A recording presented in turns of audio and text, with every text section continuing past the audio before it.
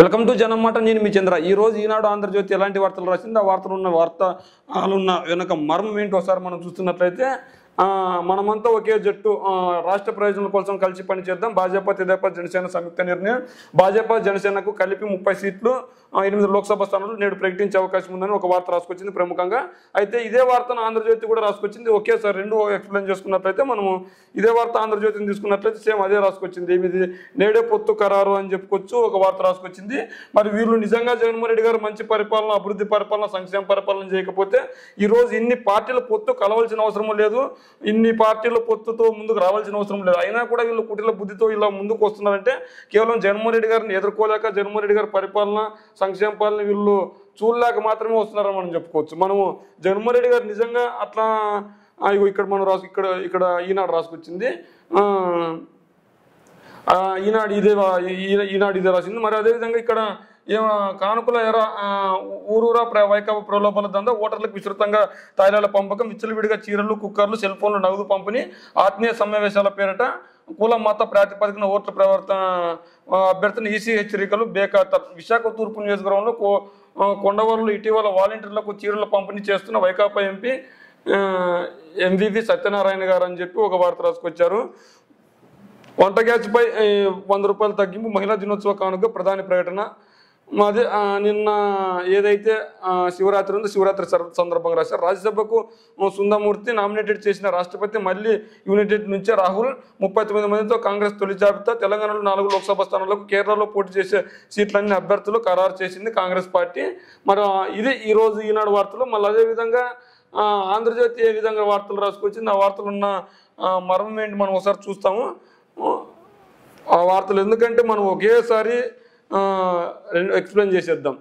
నేడే పొత్తు పొడుపు, టీడీపీ జనసేన బీజేపీ దృష్టిపై అధికారిక ప్రకటన. బీజేపీ జనసేనకి 8 లోక్సభ, 30 అసెంబ్లీ స్థానాలు ఇద్దరికి కలిపి సీట్ల సంఖ్యపై 5 నిమిషాల్లోని నిర్ణయం. ఎంపీ స్థానాల తమకు తీసుకున్న అమిత్ షా, గౌరవప్రద సంఖ్యతో కేటాయించాలన్న బీజేపీ. జగన్ పాలనకు తెరదించడమే ఉమ్మడి లక్ష్యం. 23 ఎంపీ సీట్లు ఖాయమని బీజేపీ అంచనా. వైసీపీ పాలనపై కీలక వర్గాల నుంచి నివేదిక. అరాచక పాలన మద్దతుని ఇవ్వకూడదని నిర్ణయం.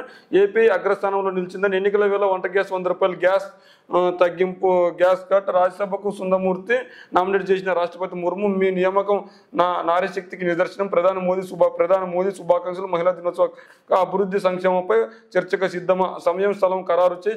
జగన్కు లోకేష్ సవాల్.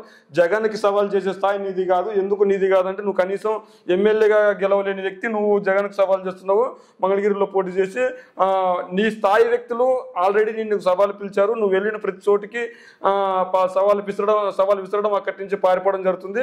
ఇదే నేపథ్యంలో నువ్వు పాదయాత్ర చేసిన ప్రతి చోట నీకు ఏ ఎమ్మెల్యే అభ్యర్థులు అయితే ఉన్నారో ఆ ఎమ్మెల్యే అభ్యర్థులు అక్కడ నువ్వు వాళ్ళపై విమర్శలు చేసిన ప్రతి ఎమ్మెల్యే నీకు సవాల్ విసిరారు చర్చకు రమ్మని.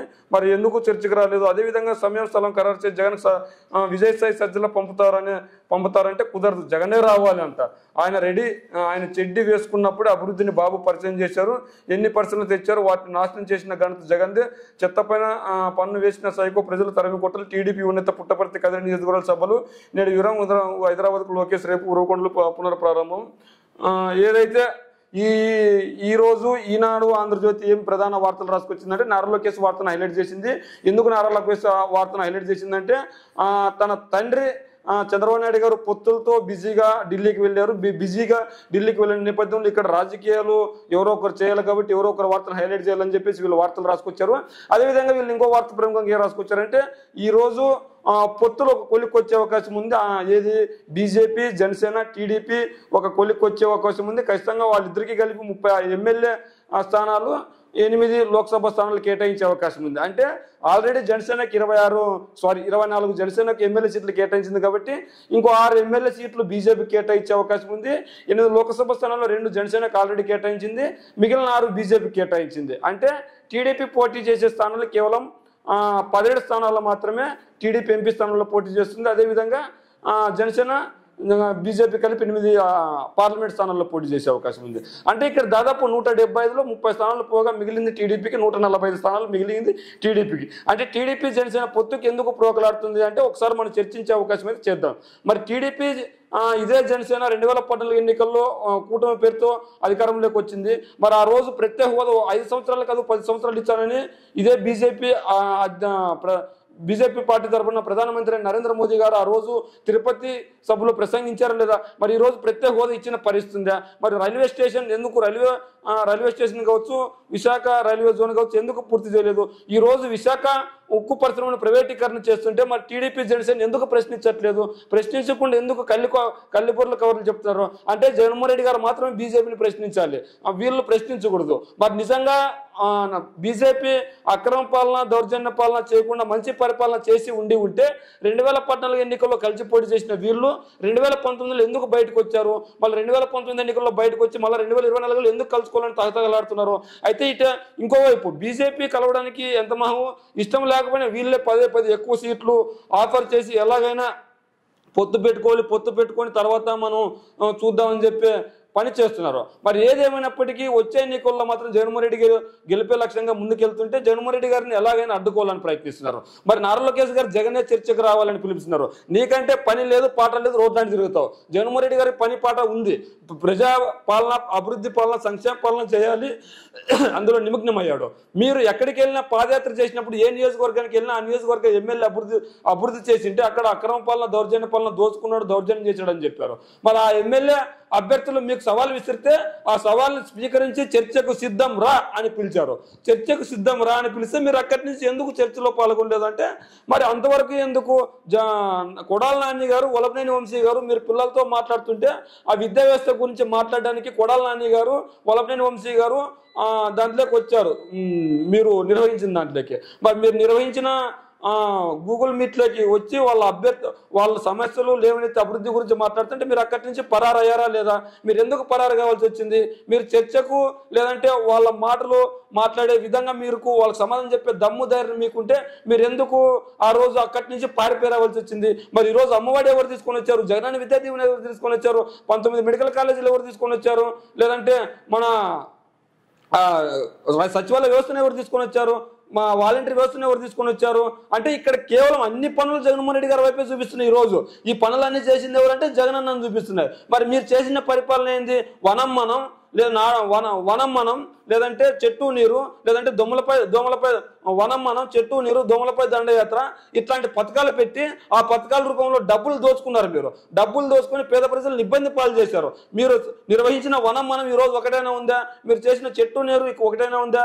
దోమలపై దండయాత్ర ఈ రోజు దోమలు ఉన్నాయి. మరి ఎలా వచ్చాయి దోమలన్నీ? ఈ రోజు ఎలా చెట్టు నీరు లేకుండా మీరు అభివృద్ధి చేశారు కదా? మరి ఎందుకు అటవీ శాఖ అభివృద్ధి కాలేదు? అంటే ఖచ్చితంగా మీరు ఆ పేర్లు మాత్రమే పెట్టారు. ఆ పేర్లు పెట్టి దానిపై వచ్చిన పైసలు మీ ఖజానాలోకి వెళ్ళాయి.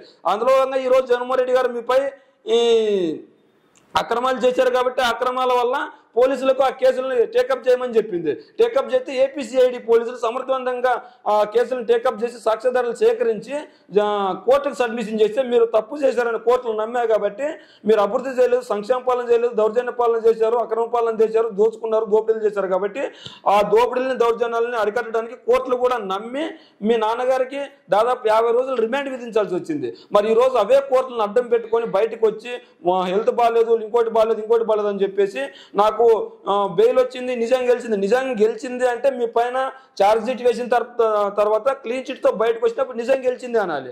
అంటే ఇక్కడ కేవలం మోసపూర్తి ధోరణితో మాత్రమే ఉన్నారు. ఈ రోజు బీజేపీ, టీడీపీ, జనసేన పొత్తు పెట్టుకుందని ఒకటి చేసుకోవచ్చు. ఈ రోజు ఒక్కడు, మిగిలిన వాళ్ళందరూ ఒకరి వైపు. అంటే ఖచ్చితంగా జగన్మోహన్ రెడ్డి గారు అంతగా ఎదగలిగారు, అయినా కూడా మీరు ఢీకొనలేకపోతున్నారు. మీరు ఎంతమంది కలిసి వచ్చినా, అన్ని పార్టీలు లేకమైనా కూడా నన్ను ఢీకొనలేరు. ఖచ్చితంగా నాకు ప్రజల మద్దతు ఉంది. ఆంధ్ర రాష్ట్రాన్ని అభివృద్ధి చేశాను.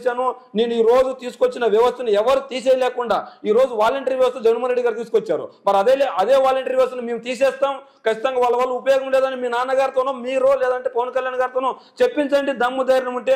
అంటే జగన్మోహన్ రెడ్డి గారు తెచ్చిన వ్యవస్థను ఎవరు టచ్ చేయలేని స్థితికి తీసుకెళ్ళగారు అనమాట.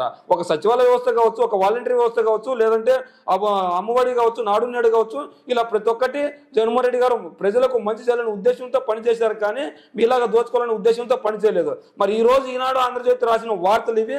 మరి టీడీపీ జనసేన బీజేపీ పొత్తు పెట్టుకుంటే ఎలా ఉంటుంది? మరి నారా లోకేష్ గారు చేసిన వ్యాఖ్యల గురించి మీరేమనుకుంటున్నారు?